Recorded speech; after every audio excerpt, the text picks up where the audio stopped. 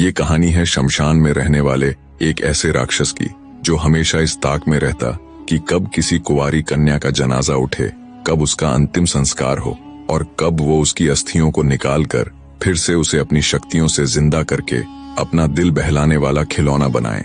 वो राक्षस नहीं, मृत्यु का उपहास था, जिसने दशकों की साधना से सीख लिया था कि कैसे कुंवारी कन्याओं की अस्थियों को कामुक कठपुतलियों में बदला जाए। हर जलती चिता उसके लिए एक नया खिलौना थी।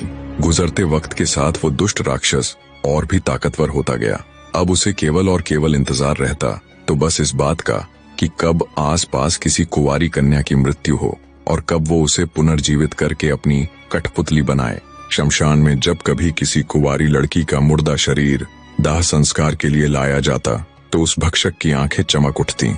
बीतते समय और उसकी साधना सिद्धियों ने उसे इतना बलशाली बना दिया कि अब उसकी मृत्यु लगभग नामुमकिन थी, क्योंकि उसके प्राण एक तोते में थे।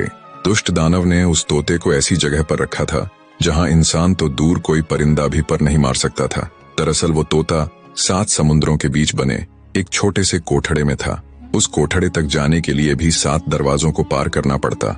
उन 7 दरवाजों में हर दरवाजे के पीछे छिपी थी एक अत्यंत कठिन पहेली। उस पहेली को हल करने के बाद ही दरवाजा खुल सकता था।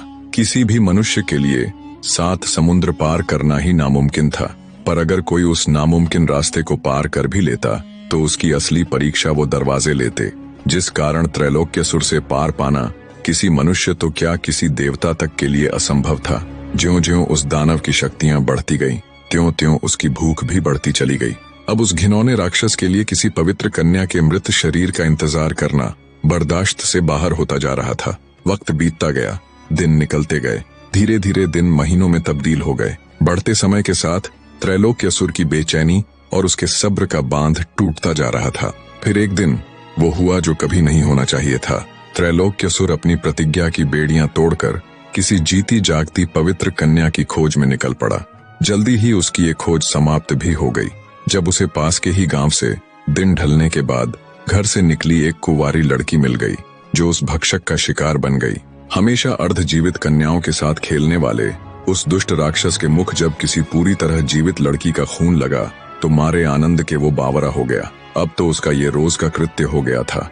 वो किसी कुंवारी कन्या का अपहरण करता और उसके साथ खूब मनमानी करता। जब उसका उससे दिल भर जाता तो उसे भी अपनी पुरानी कठपुतलियों के साथ छोड़ देता, मानो वो जीती जागती लड़कियां न होकर उसका कोई संग्रहालय हो। कुंवारी लड़कियों को अपनी कठपुतलियां बनाकर उनके साथ खेलने से उस दुष्ट दानव को असीम आनंद की प्राप्ति होती, पर जब जब धरती पर बुराई ने अपनी सीमा को लांघ